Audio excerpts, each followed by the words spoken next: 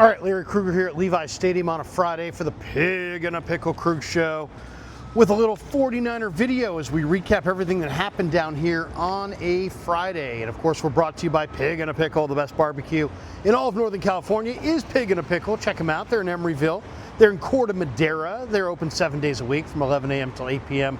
or until they run out. And they do run out. So get there early, get some brisket chili. Join us on December the 7th. We will be there week 14 bye week. That Sunday we're going to be at Pig and a Pickle December 7th. Open house all day. Stop by, have some barbecue, have some brisket, have some maybe have a couple beers, say hello, meet Damon and Mary, get some barbecue, bring it home, and do a little meet and greet. Talk a little ball, and stop by and say hello. We'd love to see all of you there. So thanks to Pig and a Pickle for being the title sponsor of the Krug Show. All right, let's talk a little bit about the story of the day, which is Brock Purdy is back. He's gone through practices Wednesday, Thursday, and Friday, and he is going to return to his perch atop the Niners quarterback depth chart on Sunday in Glendale against the Arizona Cardinals. Now, what does Brock Purdy bring to the table? Well, he's gritty. He's hyper competitive.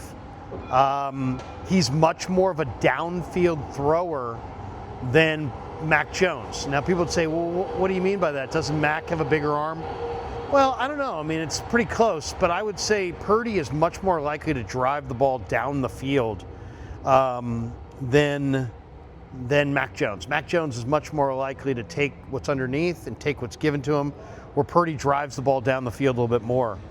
And we'll see. We'll see what this thing looks like. As far as Purdy said he doesn't have turf toe. He has a variation of turf toe. And we never really got clarification on that.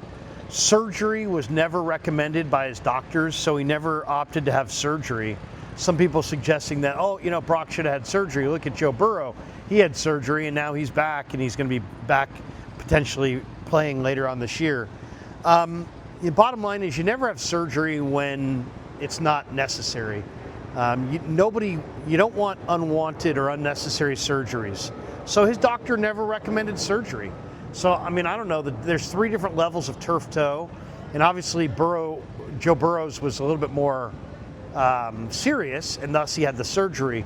Brock's was less serious, and thus he didn't have the surgery. So, I would say, hey, look, you listen to your doctor, you get a recommendation, and you're not going to go have a surgery just for the heck of it. As far as Mac Jones, I think, we all should give a little tip of the cap to Mac Jones. Why? Because Mac Jones started 8 games for this team, and he had numbers that were right there with Patrick Mahomes, Justin Herbert, Dak Prescott. He really had good numbers. 5-3 record in 8 games, 69.6 completion percentage. He completed 85% last week, 79% the week prior. 13 passing touchdowns in all for Jones, 7.4 yards per attempt, 97.4 was his quarterback rating. He did throw 6 interceptions to go with those 13 passing touchdowns. He had 64 rush yards, and he had 2,151 passing yards, and he was sacked 16 times. So, the interesting number there is the sacks. Will Brock Purdy be sacked more? He tends to hold the ball longer in the pocket, which is, makes sense because he is driving the ball further down the field. So you got to hold the ball if you're going to make plays down the field. Will Purdy be sacked more because he holds the ball, or can the Niner offensive line protect him? I think that'll be one thing to watch for sure. Couple other notes, but before we get there, we should tell you that these 49er practice reports this season are brought to you by our friends at Plank.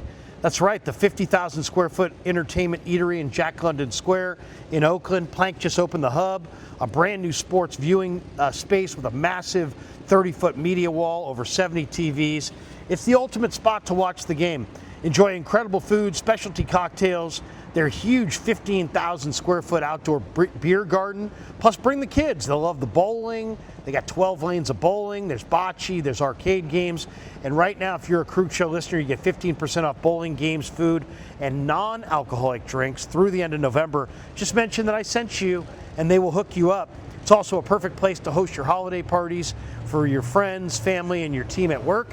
So check them out, plankoakland.com. That's plankoakland.com. And thanks to Plank for sponsoring these 49ers practice reports.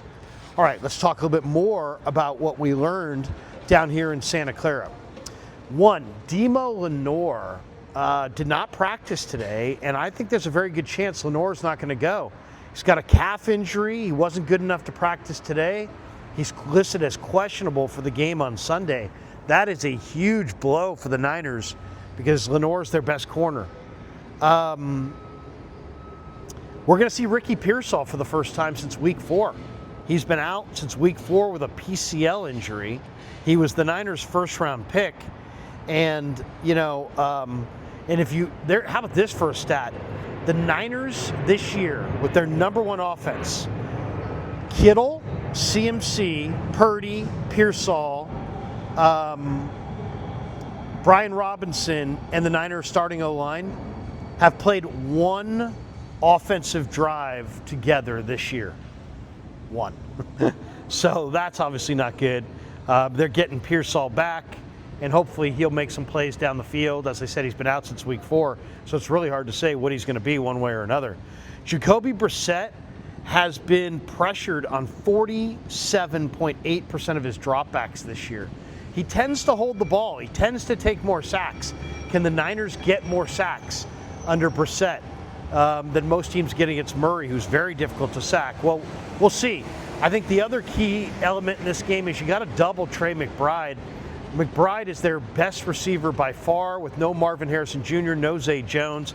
Expect McBride to get 20 targets. I think he's had like over 3 games this year, maybe 4, where he's had double-digit targets.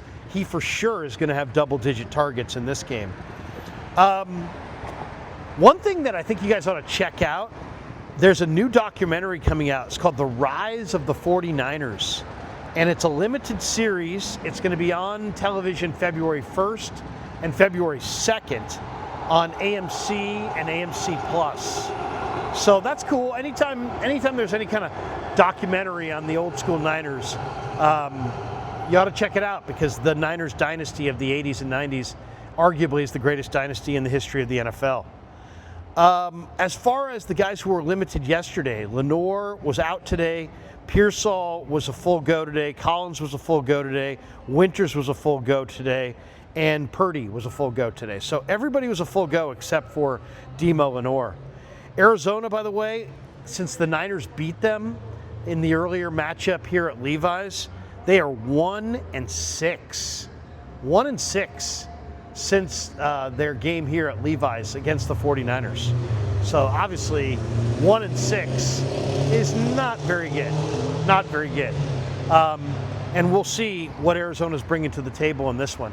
I would expect that you're going to see Arizona come out and try to run the ball, but then I think they're going to do some drop back passing, and they're going to see how much pressure the Niners can mount on Brissett.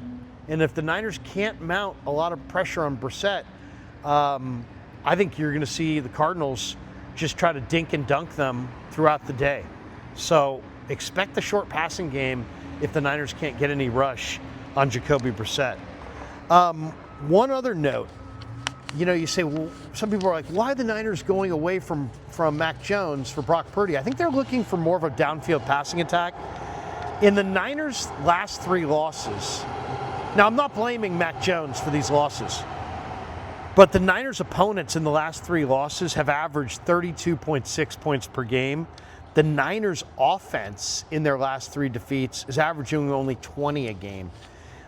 With the Niners' struggles on the defensive side of the football, they really need to score more points and have more of a downfield passing attack, and I think you may see that in this game. We should tell you 49er football season is presented by Sleeper, the fastest growing fantasy platform in the world. It's a one-stop shop. You get blazing fast news, real-time stats, group chat, season-long leagues, and of course Sleeper picks for daily fantasy. Use promo code Larry and Sleeper will match your first deposit up to $100. Links in the description. Terms and conditions do apply. All right, that's going to do it. That's a wrap on everything down here in Santa Clara on a Friday, but I am not done yet. We streamed with Chase. We streamed with Damon Bruce. We went to practice. We talked to Shanahan. We went in the locker room. And you can join me tonight for the final hit of the week with Niners Nightly on KMBR at 6 o'clock. Donnie Druin is going to stop by. He covers the Cardinals for Sports Illustrated. So we'll hear from Donnie Druin tonight in the 6 o'clock hour on the radio, and that's KMBR 680 AM 104.5 FM. And thanks to our sponsors. Hit like and subscribe on your way out the door. Thanks to Pig and a Pickle. Thanks to Sleeper. And, of course, thanks to Plank Oakland for sponsoring the Krug Show on YouTube.